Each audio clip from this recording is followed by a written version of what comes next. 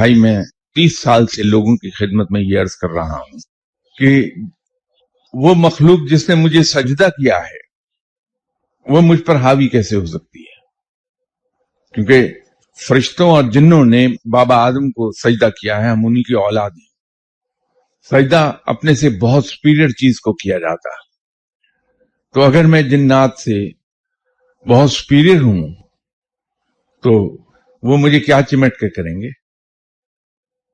یہ در حقیقت کچھ لوگوں کے روزگار کا ذریعہ بن جاتی ہے بات کی، جہاں کہیں کسی شخص کو دیکھا کہ وہ ایسی بیماری میں مبتلا ہو گیا جو اس کے لواحقین کی سمجھ میں نہیں آ رہی، تو کہ یہ جن اس پر آ گیا۔